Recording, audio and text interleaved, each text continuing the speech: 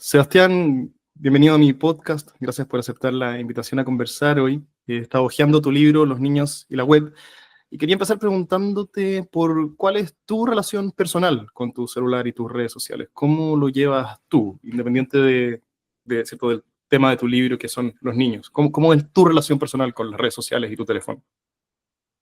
Bueno, primero que todo, Vicente, muchas gracias por la invitación. La verdad es que yo creo que al igual que todos los adultos y niños en general, tengo una relación un tanto compleja. A veces pierdo más tiempo del necesario en el teléfono, típico que nos pasa, que de repente una vez dice, voy a ver un reel en Instagram, que es como yo uso, lo que más uso es Instagram, prácticamente no uso Twitter, no tengo TikTok ni nada, es como Mm, Instagram y un poco Facebook. Y de repente digo, voy a ver un reel y se te van 20 minutos, pues. Y ahí uno dice, chuta, uno que se supone que es un adulto medianamente autorregulado, ¿cómo será en el caso de los niños? Yo lo veo con mis estudiantes, yo soy profesor universitario, tengo acá algunas nivelaciones en matemática, y bueno, la verdad es que si bien algunos lo llevan medianamente bien, pero hay otros que no logran desconectarse, que mm, es básicamente el tema del libro. Así que yo me atrevería a decir que al igual que todos los adultos hoy en día, tengo una relación compleja. Soy consciente de que hay un problema, de que debo dejarlo, y a veces, por ejemplo, no sé, de repente yo digo, ya, ¿sabes qué? Necesito trabajar, y el teléfono lo dejo en otra parte de la casa y simplemente no lo pesco y ahí, oye, pero es que avanzo una barbaridad. mm, mm. Esa es una política que he tratado de incorporar. O sea, si tengo que concentrarme en algo, el teléfono no comparte pieza conmigo. Exactamente. No. ¿Hay algo más de ese tipo de protocolos, políticas personales que haya incorporado? A nivel personal no, porque por ejemplo, ponte tú, no sé, pues, a veces hablan yo he escuchado que algunas personas hablan de que, no sé, pues el teléfono se ha metido incluso en la relación de pareja, en el caso nuestro no. Tampoco a nivel familiar, porque a nivel familiar nosotros tenemos espacios libres de pantalla, principalmente la mesa. Pero No ahí sé, hay otra, claro. Claro, por ejemplo, no sé, bueno, cada familia tiene sus tradiciones. Mm, En el caso de mi familia, el compartir en la mesa es como de los momentos potentes. Nosotros no somos de ver series juntos ni nada por el estilo, pero sí somos de compartir en la mesa a la hora de la cena, y ahí nadie está con pantalla, ni mi pareja, ni mi hija, ni yo. Todos sabemos que las pantallas quedan en otro lugar. mm, mm. Y Bueno, y eso nos ha dado la oportunidad de tener conversaciones bien interesantes. Yo creo que, ¿sabes lo que pasa, Vicente? Creo que hoy en día las pantallas, cuando tú las metes en la mesa, te quitan la oportunidad de tener buenas conversaciones con los niños. Los niños son muy curiosos, los niños, como no tienen los prejuicios de los adultos, a veces hacen preguntas pero que son realmente buenas, pero si están todos así conectados, están cada uno, la mamá, el papá, los hijos, metidos en su teléfono, no se va a dar esa instancia. Si es la interacción persona a persona, tú como psicólogo mm, lo debes tener más que claro, lo que produce el crecimiento y sobre todo que se vayan que se vayan generando vínculos fuertes, que es algo muy importante para después en la vida de adultos. mm. Te escuché en una entrevista también decir que los paseos al perro eran sin celular. Pues correcto, también. Ajá. Ese también es otro espacio que ha sido invadido, ¿cierto? Por los teléfonos. Uno sale a la plaza y está lleno de adultos, comillas, jugando con sus hijos, pero en realidad secuestrados por su pantalla, como el libro de la Carolina. Efectivamente. Disculpa.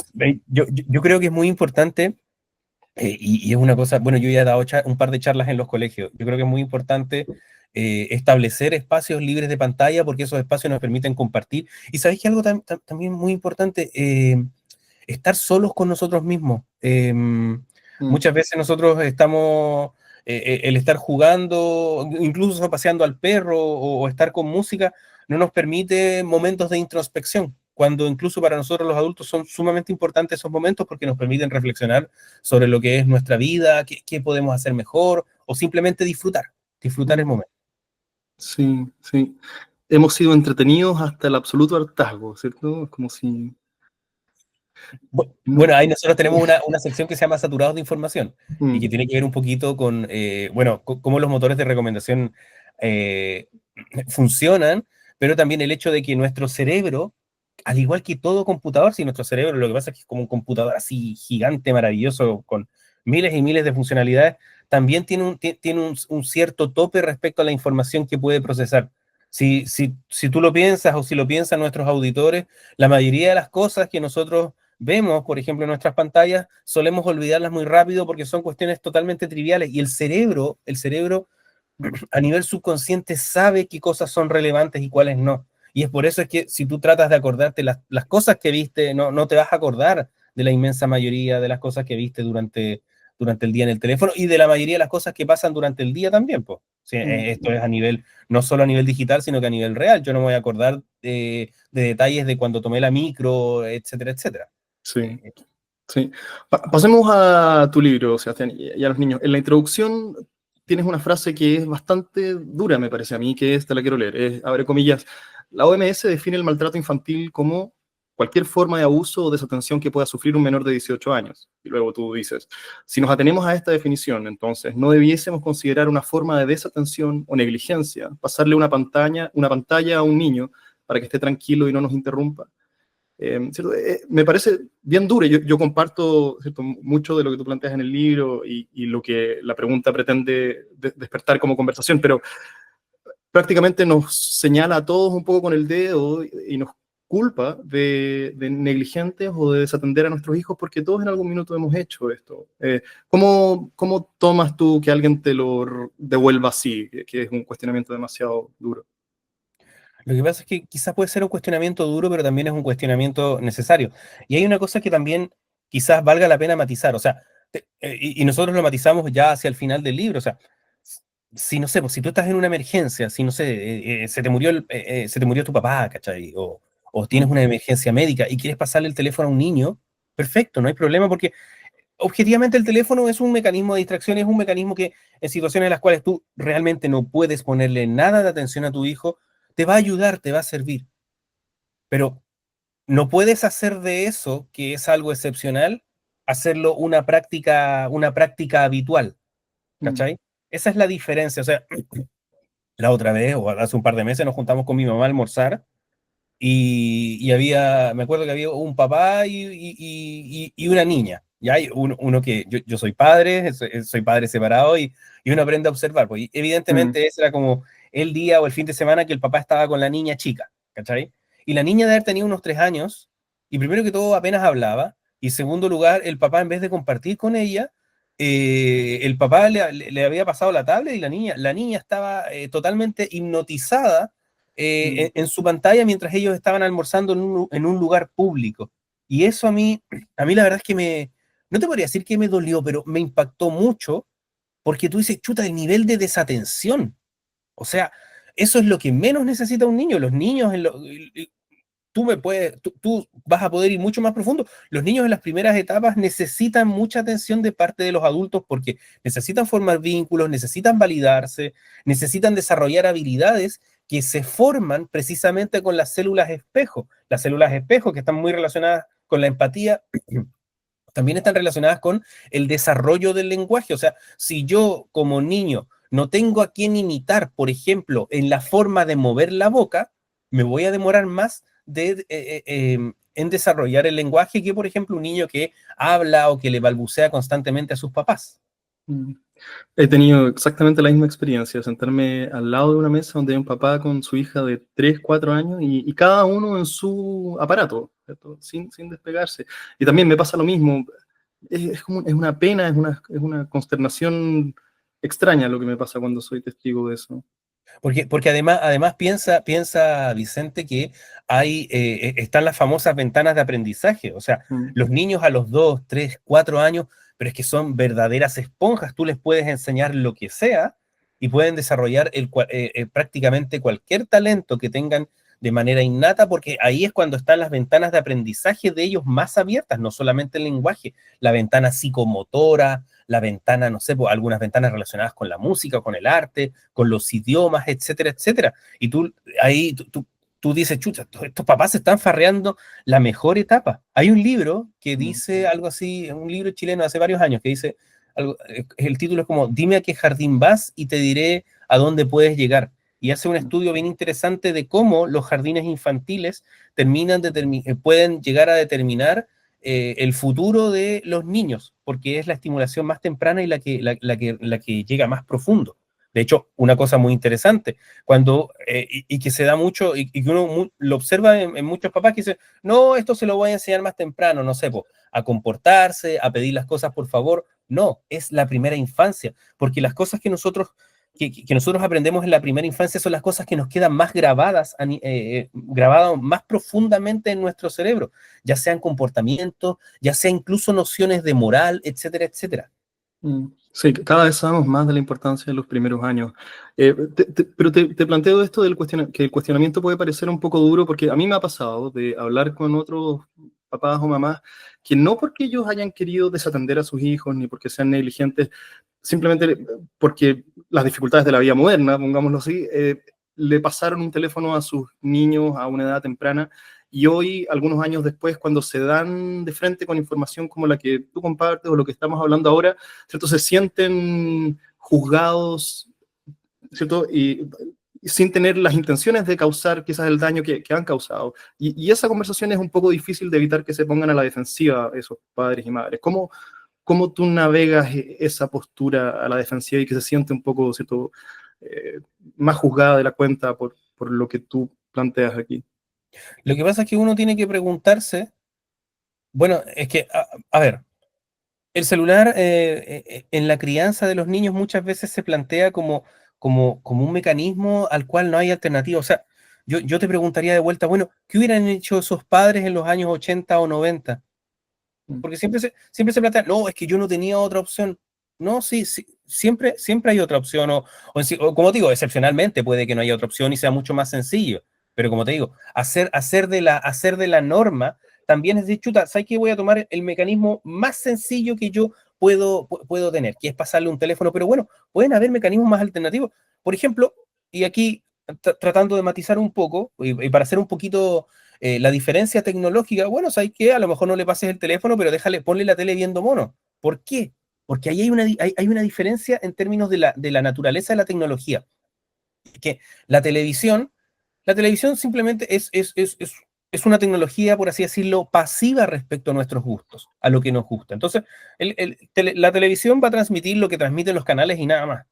Pero el celular lo que va a hacer, lo que hace es que empieza a conocer las preferencias de su usuario, en este caso de un niño pequeño, ya que lo estás llevando a padres que le pasan pantallas a sus hijos muy pequeños. Bueno, ¿qué es lo que sucede? En algún momento, y eso nos pasaba a nosotros cuando chicos, en algún momento uno se aburría de ver la tele y se ponía a hacer otra cosa. Por último, o sea, si tú quieres dejar a tu hijo viendo tele porque estáis cansado, y eso yo lo he conversado a veces con colegas y te preguntan porque, claro, esa frase que tú planteas puede ser un poco dura, pero tú dices, bueno, a mí una vez me dijeron, oye, Seba, pero tú encontrás que es muy terrible dejarlos viendo tele un domingo porque estáis muerto.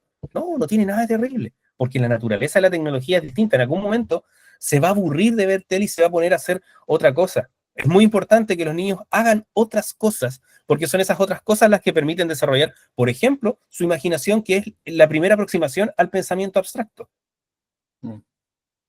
Te perdí, ¿no? No, ahí estamos. Está en lo interactivo de la pantalla el principal peligro que tienen. O sea, es el tablet entonces, mucho más que el tablet o el celular, mucho más que la tele, de lo que deberíamos cuidarnos. Por supuesto, porque son tecnologías, como te comentaba, la televisión es una tecnología pasiva respecto a nuestras preferencias. O sea, tú vas la televisión te va a mostrar básicamente lo que los canales de tu operador, no sé, BTR, Entel, lo que sea que uno tenga, muestran.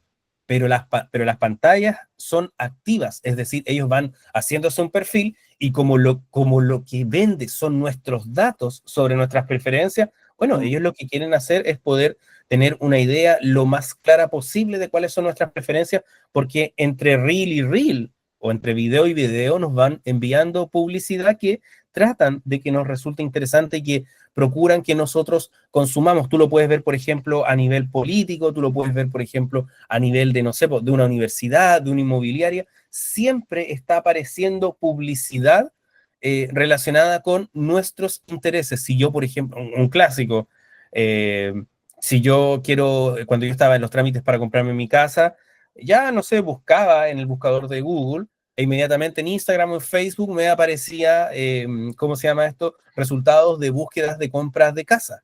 ¿Por qué? Porque el algoritmo, comillas algoritmo, eh, identificaba de que esa era una de mis preferencias en aquel momento. Mm. El otro día estaba viendo un video de Jonathan Haidt y uno de los comentarios en YouTube que lo anoté, decía, comillas, darle un smartphone a tu hijo no es permitirle a tu hijo acceder a Internet, es permitirle a Internet acceder a tu hijo. Estoy totalmente de acuerdo. Piensa tú de que el cerebro, bueno, Jonathan Haidt creo que es psicólogo social o algo así. Ujú. eh, bueno, piensa tú de que el cerebro va evolucionando de una manera muy lenta. O sea, nuestro cerebro es básicamente el mismo cerebro que hace unos 5.000, 10.000 o quizás 50.000 años. No hemos evolucionado tanto. Entonces, piensa lo siguiente, cuando tú dejas a un niño solo en su habitación a los 5, 6 o 7 años, uno de manera instintiva se tiende a quedar tranquilo. ¿Por qué? Porque está dentro del hogar, ¿no es cierto? Está en esta zona segura que nosotros Claro. hemos diseñado para nuestros hijos. Sin embargo, no somos conscientes, o hasta hace muy, muy poco tiempo, no éramos conscientes de que en realidad está teniendo acceso, pero a una cantidad de personas que pueden acceder al niño que es impresionante. Yo soy de Valparaíso, yo no sé, ¿de qué parte eres tú, Vicente? De Santiago. Santiago, bueno, no sé si tú te acordarás, hace unos años, acá en Valparaíso fue todo fue un remesón bien fuerte porque una niña de 12 años se escapó con un adulto, con un degenerado de 32 años que la había empezado a seducir a través de Instagram, porque ya hay todo una suerte de mecanismos de seducción que estos tipos tienen y que lo usan con niños pequeños. De hecho, te aprovecho de contar, Mm. un trabajo mío sobre eso fue seleccionado para un congreso sobre acoso y abuso infantil. Un tema difícil, ¿no? Hace poco conversé también aquí en el podcast con José Luis García, un español que tiene un libro que se llama Hablamos de porno, sobre la exposición temprana de niños a la pornografía a través de los teléfonos. Y me contaba que la edad promedio de exposición a pornografía en España, no sé si acá será lo mismo, pero debe ser cercano, es en promedio a los 8 años. ¿Tú Sí. te has encontrado con algo cercano a eso? Bueno, Patricio, que es el otro autor del libro, Ujú. él vive en Inglaterra y la edad está más o menos 8 o 9 años también. Así que no me extrañaría, en Chile no conozco estadísticas al respecto, pero, Mm. por ejemplo, yo he conversado con profesores que hablan de algunos alumnos que después de la pandemia llegaron con comportamientos anómales, Anómalos. anómalamente o algo así, como Mm. sea, sexualizados para su edad. Y Mm. eso es netamente que estuvieron accediendo a pornografía a edades muy tempranas. Y ojo ahí, Vicente, porque la pornografía, bueno, y ya hay hartos estudios, ayer estaba escuchando un podcast bien interesante al respecto, tiene muchos efectos en la vida sexual y piénsalo de la siguiente forma, ¿qué expectativas van a tener adolescentes, tanto hombres como mujeres, respecto a cómo debe ser su desempeño sexual si su mecanismo de aprendizaje fue la pornografía durante 4, 5, 6 años? Mm. Es una cuestión totalmente absurda. Claro, cualquier visión sana de la sexualidad se ve desfigurada por lo que uno se encuentra en Internet. Lo otro, Es, mm, exactamente. Disculpa que te interrumpa, pero sí, en el caso de los hombres, el estrés se genera por la expectativa, primero, de cómo debe ser su desempeño y, en segundo lugar, de lo que esperan tener como parejas. ¿Cachai? Ese es un mm, problema. En el caso de las mujeres, el problema yace también en el físico de no sentirse lo suficientemente atractivas o no tener esas performances que son fantasías con sus parejas que básicamente son adolescentes de 14, 15 o 16 años. mm. Algo más que me comentaba José Luis es que los algoritmos también buscan a usuarios jóvenes para exponerlos a este tipo de contenido de una forma análoga a la que las compañías tabaqueras buscaban volver adictos a los cigarrillos a jóvenes porque significa un cliente de por vida, ¿cierto? Y una vez convertido, tú tienes a alguien que va a recurrir en este caso en un gasto de atención en tu tipo de contenido. ¿Es tan así para papás que no quieran verlo o no quieran admitirlo? ¿Es ese el caso? ¿Los algoritmos están ahí buscando usuarios jóvenes para atraparlos con cierto contenido erótico dentro de otras cosas? Mira, yo no lo circunscribiría solamente al contenido erótico, pero Ujú. podría perfectamente ser. Pero ¿qué es lo que sucede? Hoy en día los algoritmos tienen la capacidad de más o menos estimar la edad que tienen los usuarios en base a sus preferencias. O sea, piensa de que ¿desde cuándo uno comenzó la colección, el almacenamiento de datos respecto a uno de forma masiva? Yo me atrevería a decir que con YouTube. Porque, por ejemplo, había, entre comillas, redes sociales anteriores, pero no generaban tantos datos. Por ejemplo, Fotolog, MySpace, aquí se me está cayendo el carnet brígido, pero no eran redes sociales que generaban tanta información como sí lo hacen, por ejemplo, YouTube, Facebook, Instagram, etcétera, etcétera. Entonces, hoy en día los algoritmos ya tienen más o menos una idea o pueden tener una idea de cuál es la edad de una persona. ¿Por qué? Primero que todo, por las búsquedas que realiza. Lo que una persona, lo que un usuario busca, te dice mucho respecto a él. Te puede indicar su sexo, te puede indicar la edad, te puede indicar su localización, etcétera, etcétera. En segundo lugar está el contenido. Entonces, te voy a poner un ejemplo. Mi hija de 14 años difícilmente va a buscar comprar casas, ¿cachai? Por lo tanto, una Pues, persona, ya el comprar casas, dice, el algoritmo puede inferir, decir, ya, esta persona tiene, no sé, sobre 30, por decirte algo. Luego tú lo puedes ver a partir de las preferencias musicales, a partir de las preferencias de series, porque aunque nosotros no lo creamos, las series, la música, todo esto, tienen ciertos rangos de edad. Y por último están las fotos que nosotros subimos a redes sociales. Hoy en día los algoritmos de inteligencia artificial se han desarrollado una barbaridad respecto a ese tema, así que más encima, al subir fotos nuestras, nosotros le estamos dando información sobre nuestra cara y a partir de eso ellos pueden pueden hacerse una idea de cuál es nuestra edad. mm. Perdón. Eh, Jonathan Haidt dice, o lo he escuchado decir, que las redes sociales son especialmente tóxicas para niñas, preadolescentes y adolescentes. Y esto, cuando hablé con la Carolina acá, también me dijo que, si mal no recuerdo, que el 60% de los ingresos a urgencias en las clínicas de Santiago, de, perdón, de mujeres, de chicas adolescentes era por intentos de suicidio. El 60% de ingresos de chicas adolescentes a urgencias en clínicas de Santiago era por intentos de suicidio. Algo en ese rango. ¿Es esto algo que se condice con lo que tú has visto, que es más nocivo para niñas adolescentes que para hombres el acceso a redes sociales? Sí, estoy totalmente de acuerdo y me gusta mucho esta pregunta porque me permite hacer la analogía con... ¿qué edad tienes tú, Vicente? 37, creo que tengo tu misma edad, ¿no? Tienes la misma edad, ya. Sí. Entonces crecimos en mundos más o menos paralelos. Dragon Ball Piensa, Z, sí. claro, Sailor Moon, Caballero Zodiaco, después Cati Barriga en Mecano. Bueno, la cosa... Y ahora en OnlyFans. No voy a consumir eso, pero No, ya, mira, ahí está. si quieres, después podemos hablar de esa evolución muy interesante. Pero, en fin, piensa lo siguiente, nuestras compañeras, nuestras familiares, con quiénes, a ver, al igual que todos los adolescentes, las mujeres requieren ciertos estereotipos con los cuales identificarse y de una u otra forma compararse, ¿ya? Entonces, el punto es el siguiente. Las mujeres de la época previa a la irrupción de redes sociales, ¿cuáles eran sus puntos de referencia? Mujeres de la misma edad, las compañeras, las hermanas o las primas mayores, y ya después, yéndonos a imágenes más idealizadas, uno podría pensar, por ejemplo, en las actrices, las de las revistas Mi 17, etcétera, etcétera. Pero ¿cuál era la diferencia? Es la cantidad de estímulos que recibían respecto a ese estándar de belleza. Porque, por ejemplo, no sé, pues, pensemos en las teleseries, que era una cuestión que en los años 90 congregaba a toda la familia. Tú, sea la teleserie El 13 o el TVN, bueno, tú te sentabas a ver una teleserie en familia. Bueno, resulta que ese estímulo de, esa actriz hermosa que una adolescente podía admirar y querer ser como ella, lo recibía una vez al día, que era básicamente cuando aparecía la teleserie, o lo recibían cuando estaban viendo revistas de belleza.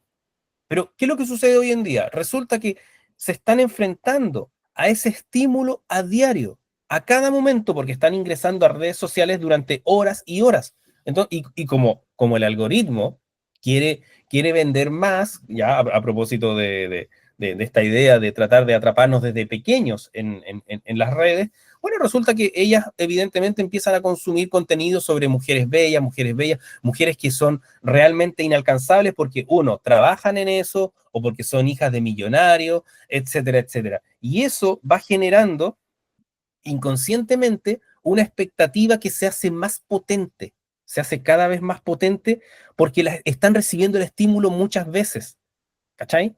El punto, o sea, es como por ejemplo, no sé, en los años 90, 2000, los niños ya veían pornografía. ¿Para qué andamos con cuestiones? Pero no, era mucho más acotado, era un estímulo mucho más acotado, por lo tanto el impacto que podía generar era muchísimo menor que el impacto que genera el estar viendo todo el día, ya sea pornografía o estar todo el día, entre comillas, comparándose con estas influencers que son realmente hermosas y realmente despampanantes, pero también que son inalcanzables para adolescentes promedio. Mm. El otro día escuchaba a alguien decir que en Estados Unidos a las clínicas estéticas llegan muchas mujeres, chicas jóvenes, y ya no llegan diciendo quiero verme como tal y tal celebridad, sino que llegan con una foto de ellas mismas aplicado el filtro de Instagram, que ¿cierto? Les afina la nariz, les delinea las cejas, les limpia la piel, lo que me parece una tragedia mayor. Sí, pues. Es terrible. Mira, hay una cuestión que lo conversábamos con Patricio, el coautor, y nosotros nos reíamos un poco porque hay una sección del libro donde hablamos bien profundo sobre los efectos de la pornografía, y nosotros comparábamos, por ejemplo, en la época de mi papá, el acceso a material explícito era a través de las revistas que algún compañero podía llevar al liceo Ujú. y después que se le había sacado al papá. Y ese era todo el estímulo, ¿cachai? En el caso nuestro eran los VHS. ¿Para qué andamos con cuestiones? No hagamos los tontos. No sé de Pero qué el me estáis problema, hablando, Sebastián. ¿cómo? Y, pero ¿qué es lo que pasaba? En el caso de los adolescentes actuales, ellos están pudiendo acceder a esos estímulos constantemente. Ese es el problema. Si a ti te están repitiendo algo constantemente, tú inconscientemente esperas que ese algo se vuelva realidad, que sea tu realidad. Y alguien decía ayer en este podcast que estaba escuchando, o sea, yo te puedo someter a 400 horas intensivas por ejemplo, de Fórmula 1, mostrarte miles de maneras de manejar adecuadamente la Fórmula 1, pero si yo te pongo un auto de Fórmula 1 no lo voy a aprender a manejar. Y es lo mismo con la sexualidad, o sea, yo puedo ver miles de horas pues, de material explícito para adultos, pero eso no me va a servir a la hora de estar con una pareja, a la hora de establecer conexiones emocionales y todo eso que no se te muestra en el cine para adultos. Mm. Y hay algo tan insidioso aquí que es que también nuestros artefactos parecen, ¿cierto? Nos han creado como sucedáneos que resuelven en cierta medida, pero no del todo, necesidades reales. Es decir, ¿cierto? Hay una energía sexual en jóvenes que tienen que de alguna manera, ¿cierto? Expresar en el mundo, y aquí aparece, ¿cierto? Accesos permanentes, ¿cierto?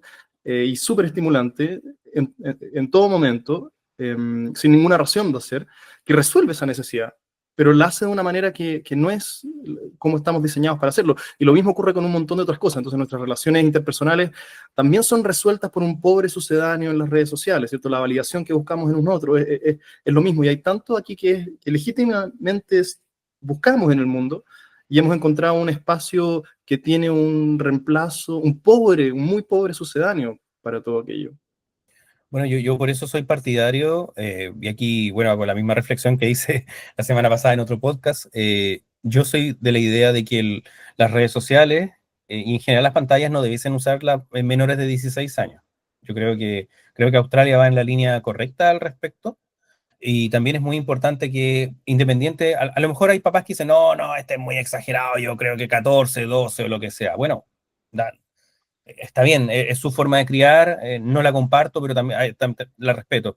Pero por último, es muy importante que se pongan de acuerdo con el otro papá, ¿ya? Hoy en día hay muchos papás que están separados y que han hecho del tiempo en pantallas o de a qué edad le voy a pasar el teléfono a mi hijo, han hecho una verdadera guerra civil, como si fuese lo mismo que el permiso, no sé, para quedarse afuera donde amigos, etcétera, etcétera. No. En este tipo de cosas, por mucha mala que yo le tenga a esa expareja, tenemos que ser equipo. Mm, mm. Sebastián, tú eres profesor universitario. ¿Has visto algún cambio en tus alumnos con el pasar de los años? Generaciones que fueron expuestas a Internet desde ¿cierto? Cada vez más temprana edad. ¿He visto algún cambio ahí en la Sí, sala de clases? ¿Qué cosas? totalmente, totalmente. O sea, yo comparo mis alumnos de primer año de universidad de hoy, 2024, con la primera generación de cuarto medio que yo tuve cuando empecé a hacer clases de física en un colegio. Y, o sea, la generación de 2011, de ese momento, es muy superior intelectualmente y cognitivamente a esta. Wow. ¿Y Te lo digo. son poblaciones comparables o...? Sí, son poblaciones comparables. Piensa que estamos hablando, uno era un colegio particular de Quilpué, o sea, tenía un buen nivel los muchachos, pero aquí estamos hablando de alumnos de primer año de la Santa María, o sea, también son cabros que uno podría decir, oh, jóvenes de élite. Cuando dices intelectualmente y cognitivamente superior, ¿qué específicamente, en qué lo viste? Te voy a poner un ejemplo, la capacidad, la comprensión de lectura a propósito de esta prueba de la OCDE, Terrible, ¿no?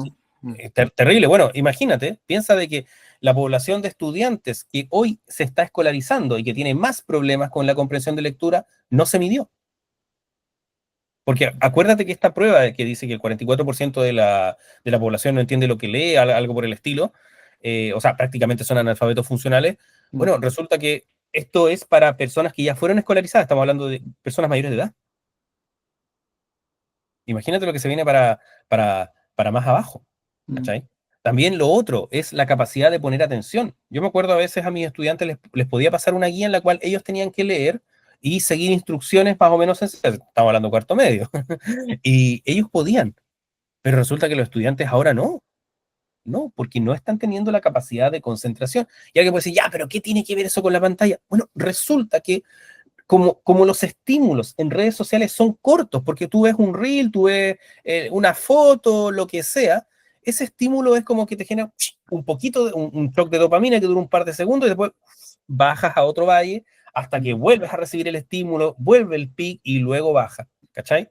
Entonces, los umbrales de atención a los cuales nosotros nos estamos acostumbrando son realmente bajos y en los niños generan problemas muy graves y eso tú lo puedes conversar con profesores. El que mantengan la atención sin el teléfono es pero una cuestión realmente complicada. Los colegios lo están tratando de trabajar, están tratando de sacar los celulares definitivamente de las aulas porque se dieron cuenta que no hay caso con el tema de la atención. Si los niños están con el teléfono cerca o tienen la noción de que pueden tomarlo, bueno, simplemente su atención se empieza a desviar. Y mis estudiantes de hoy en día tienen una capacidad de concentración mucho menor. Y algo que si yo no te sabría atribuir directamente al teléfono, no te lo sabría explicar, pero sé que hay evidencia, tiene que ver con la menor tolerancia a la frustración.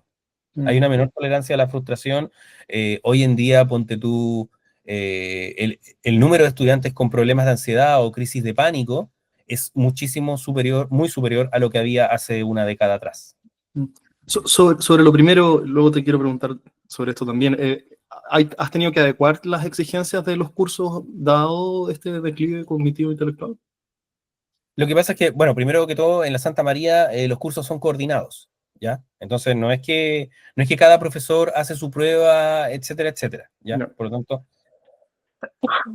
no es como llegar yo y adecuo. En segundo lugar, ha habido una adecuación, ha habido, ha habido una adecuación, pero también hay una crítica de parte de la universidad a la enseñanza media. Y en esto yo quiero ser súper franco, creo que la enseñanza media y básica en Chile están totalmente al debe y están descansando mucho en que, bueno, algunos van a ir a la universidad y los que vayan a la universidad se van a tener que nivelar allá. Entonces, ¿qué es lo que pasa? Yo lo veo, te voy a poner un ejemplo súper concreto. Hay un ejercicio como típico con el que yo trabajaba, que uno lo iba repitiendo porque era un buen ejercicio. Y bueno, hace 10 años, en 2014, tú podías resolver, los estudiantes lo resolvían o usando ecuación de la circunferencia o usando trigonometría. Ya en 2019, la mayoría usaba solamente trigonometría. Y ya ahora, la mayoría apenas lo puede hacer. Si no es con ayuda, no lo pueden hacer. Ese es el nivel de deterioro en términos de las habilidades con las cuales los estudiantes están llegando. Y creo que no es solamente un problema de la universidad, o sea, si a la universidad le quieren cargar el solucionar todos los problemas de la enseñanza media, que ya está tratando de hacerlo, porque, por ejemplo, tú tienes cursos de inglés en la universidad, o sea, piensa, y esto es una reflexión quizá un poco dura, los estudiantes están teniendo 2 años de inglés, ¿para qué? para después seguir teniendo más inglés porque prácticamente no aprendieron nada en el colegio. El sistema educacional chileno tiene que hacer una reflexión seria respecto a algo que es muy impopular, que es su eficiencia. Somos tremendamente ineficientes. Y decir somos ineficientes no tiene que ver solamente con una cuestión de recursos, sino de cómo nosotros aprovechamos el tiempo y estas ventanas de aprendizaje que tienen nuestros hijos en estos años que son la infancia y la adolescencia para darle la mayor cantidad de habilidades y para desarrollar lo más posible sus inquietudes intelectuales o artísticas o de lo que sea. También parece ser que aquellas etapas más tempranas, que son las más cruciales, son las menos atendidas porque no tienen voz propia. Exactamente, pero hay una cuestión bien interesante que se observó hace 12 años. eh, bueno, los dos somos chilenos. Una de las cosas curiosas de Sebastián Piñera era que él le gustaba mucho medir todo, ¿ya? Él tenía una obsesión por medir todo, y eso, recuerdo que hubo un tiempo que incluso se efectuó un CIMSE en segundo básico, que era como un CIMSE de lectura. Y ahí había un resultado que era realmente, que a mí me pareció muy interesante, y es que la brecha en segundo básico entre los estudiantes del primero y del quinto quintil no era tan grande. Lo que pasa es que la brecha, a medida que ellos van creciendo, se va incrementando. Y eso a mí me pareció, pero sumamente interesante. Mm, mm. Lamentablemente ya no hay datos de ese CIMSE porque desapareció. Pero como te digo, me pareció como muy rico en términos de información. Estoy hablando del año Sí, 2012, 2013. mira, no lo hubiese imaginado. La segunda pata que mencionaste de cambios que has visto en tus alumnos en los últimos años es una especie de fragilidad ante el estrés y las exigencias. Hace poco yo en realidad ya casi un año, pero me junté con un profesor de mi facultad en una torre en el piso 25, ponte tú, que tenía su oficina, y estábamos hablando de otras cosas, y de repente él me empieza a contar sobre justamente lo que tú estabas describiendo, y me dice que justo hace un par de semanas había tenido una alumna que fue a esta oficina en el piso 25 de la torre y prácticamente lo amenazó con que se iba a tirar por la ventana para abajo si es que no le corría el examen, ¿cierto? Y tuvo una crisis de pánico ahí mismo y me dijo, esto nunca antes me había pasado y he tenido situaciones no tan extremas como estas, pero parecidas. ¿Tú has vivido, entiendo que algo análogo a esto que él me contaba? ¿Cuál era tu pregunta? Que justo esto sí, disculpa. Si es que esto habla a tu experiencia también con tus alumnos frente a situaciones de exigencia y estrés. Sí, sí, yo creo que en el caso, bueno, como yo tengo acá algunas nivelaciones, no soy propiamente un profesor de cátedra, en mi caso lo que yo he observado y ellos me cuentan, me dicen, profe, es que yo sabía cómo hacerlo, pero como que traté de acordarme, no pude acordarme, me puse nervioso, me bloqueé. Esa es como más o menos la línea, la, la cronología de esta crónica de una muerte anunciada, ¿cachai? Entonces tú dices, yo me acuerdo, o sea, a veces a uno le salían ejercicios muy parecidos a lo que había estudiado y hoy uno, pero no se acordaba al 100%, pero más o menos cachaba qué hacer. Entonces, por último, si después como que estabas dando la hora, ya te iba a otro ejercicio y después volvía. Sí, yo lo he visto. El problema de estos muchachos, muchos tienen mucho talento, pero no están siendo capaces de administrar el estrés. Y administrar el estrés es una de las cuestiones más importantes cuando después somos adultos. Mm. ¿Y lo atribuyes derechamente a la exposición a las redes sociales y todo lo que hemos hablado? No te sabría, no tengo como la profundidad para poder decirte, sí, está directamente relacionado. Yo sé que hay algunos estudios, pero no tengo los conocimientos técnicos para decirte Mm. sí y por qué razón. ¿Y qué hay de la autoridad del profesor en la sala de clases? ¿Es algo que has visto menoscabado en términos de respeto, cierto silencio, cierto, la forma, el trato? ¿Hay algo ahí que haya cambiado también? Sí, por supuesto, totalmente. ¿Cómo? A ver, ya cuando yo entré a hacer clases en 2011, un inspector me dijo, mira, antes el peor enemigo de un profesor era el estudiante. Hoy tu peor enemigo es el apoderado. Y yo te podría decir con conocimiento de causa que en aquella época era ver una taza de leche hacer clases, pero hoy en día no. Y eso sí, quizá yo lo podría atribuir a la forma en la cual se está llevando esta modernidad. Porque por un lado, los papás quizás tratando erróneamente de decir, no, yo no quiero que a mi hijo le falte nada, le entregan todo, pero más de lo necesario. Entonces, por ejemplo, hay niños que ya en primero medio están teniendo su primer iPhone y tú dices, oye, pero ¿qué expectativa le está generando ese niño? O sea, no se tuvo que esforzar nada y tiene un iPhone. O sea, ¿qué es lo que va a querer para cuarto medio, para primer año de universidad? O sea, lo que nosotros regalamos a nuestros hijos también va generando una expectativa de ellos, o sea, les va generando una expectativa respecto a lo que ellos, entre comillas, deben recibir de nosotros. ¿Cachai? ¿Y qué es lo que pasa? Bueno, ellos les dan todo, y más encima cuando los profesores los llaman porque hubo un problema, los padres se comportan como verdaderos abogados de sus hijos. Y eso va mermando la autoridad del profesor, totalmente. ¿Cachai? Porque hoy en día los profesores ya ni siquiera se atreven como a hablarle un poco más golpeado, porque bueno, es que después puede llamar al apoderado, que el apoderado va a venir, que el apoderado esto, que el apoderado lo otro. Sí.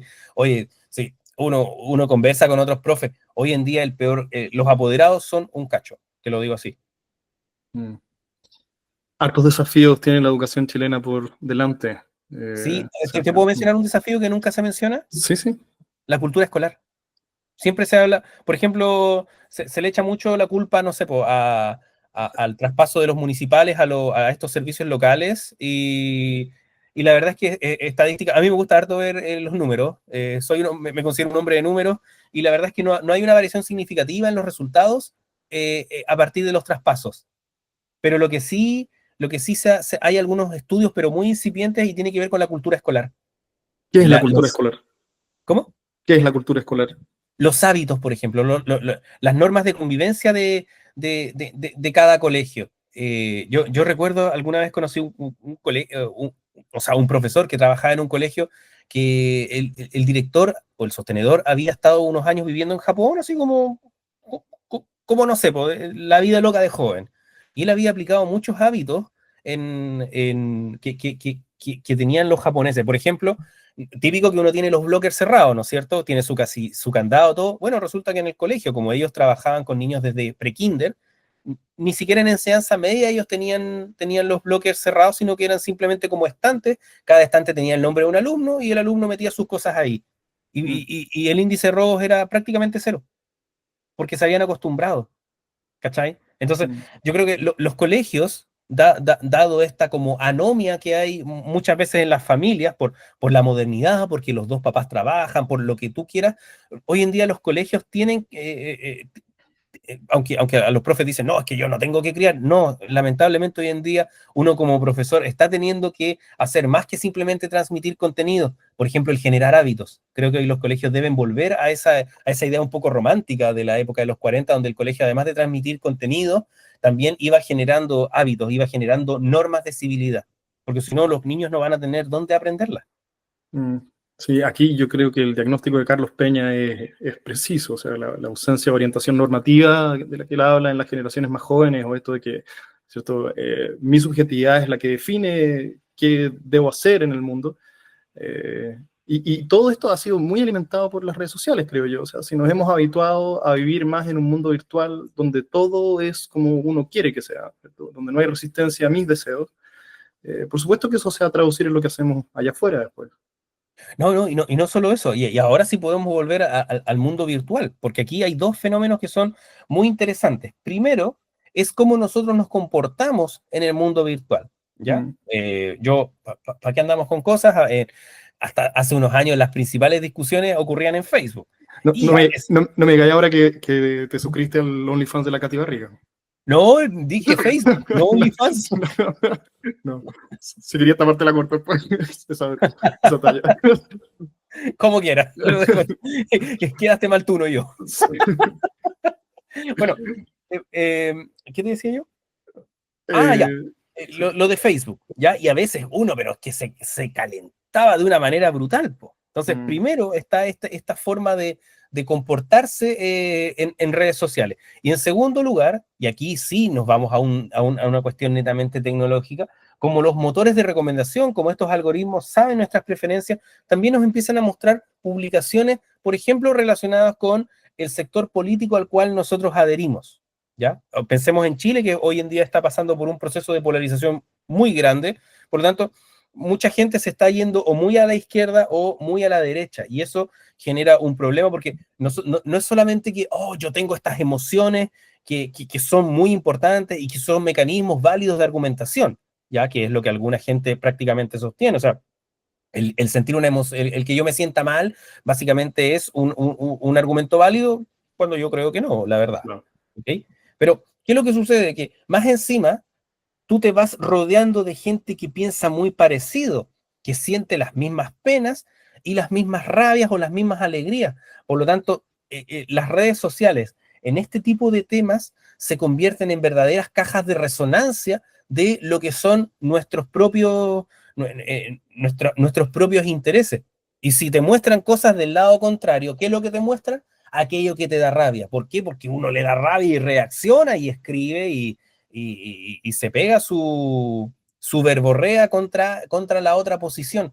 Y eso es algo muy terrible, porque finalmente cuando nosotros queremos construir un país, el país nunca va a ser lo que nosotros queremos, nunca. Pero es súper importante que sea al menos un poco mejor de lo que nosotros tenemos hoy.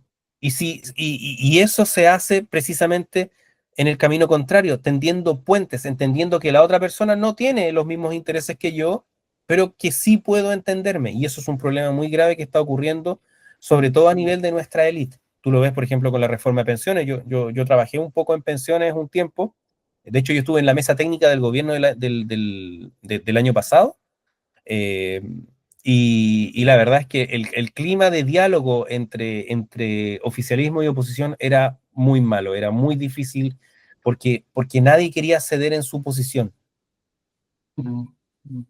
Por eso mismo me parece que programas también como Sin Filtros son tan nocivos para la convivencia, ¿cierto? Porque el fin del programa, de ese tipo de programas es crear animosidad. O sea, si hubiese un programa de Sin Filtros donde llegara a un acuerdo, ¿cierto? Y las dos mesas se pusieran de acuerdo en lo que están discutiendo, el programa no cumpliría su cometido. El propósito es ser tan incendiario como pueda. Claro, claro, porque piensa de que Sin Filtro apela a una de las emociones más básicas del ser humano, que es la rabia. Tú te enojas, yo cuando escucho a X panel me enojo, digo, ah, pero cómo son tan mentirosos, ¿cachai? Y a veces también a veces también me enojo cuando escucho al panel al cual yo soy más afín, porque me dice, oye, ya, pero tú estás al mismo nivel que el otro, po. O sea, no, si nosotros lamentablemente, eh, o lo que sea, para bien o para mal, el, el matrimonio izquierda-derecha, por usar los términos que hoy en día están de moda, es un matrimonio que no se puede divorciar, ¿ya? No es como uno que, ¿sabes qué? Este matrimonio ya no daba para más, nos divorciamos, no. Ellos Mm, van a tener que llegar a entendimientos sí o sí, mm. y no están siendo capaces de hacerlo. Bueno, Sebastián, terminamos en un lugar relacionado, pero más o menos distante con donde empezamos. Te quiero agradecer por tu tiempo, por tu libro. Estaba revisando las preguntas que nos hicieron en Instagram, pero las tocamos todas, directa o indirectamente, así que cubrimos harto terreno. Voy a dejar tus redes sociales, link a tu libro, para quien quiera Aquí saber más de ti. voy a aprovechar de mostrar mi libro por acá. Sí, obvio, dale. ¿Sí? Aquí, bueno, el libro se encuentra disponible en Amazon, ¿ya? Es una publicación independiente, así que pueden comprarlo de cualquier parte del mundo. Pero si están en Chile, nos están viendo acá desde Chile, yo tengo varias copias disponibles con envío a buena parte del país, ¿ya? ¿Eso directamente en tu Instagram o hay alguna página? En mi Instagram. Si lo quieren comprar online, tendrían, la otra opción es por Amazon. Entonces, si quieren el envío, que se los envíe yo directamente, que es un poquito más barato, me contactan a mí. Súper. Gracias, Sebastián. Hasta la próxima. Gracias, Vicente, a ti por el tiempo. Si este contenido te resulta interesante, suscríbete a mi canal para recibir notificaciones cuando tenga nuevo contenido por compartir. Y si me quieres ayudar, todos los apoyos en difusión son agradecidos. Compartir en redes sociales, recomendaciones a tus amigos, todos me ayudan más de lo que te imaginarías. Gracias por tu tiempo y hasta la próxima.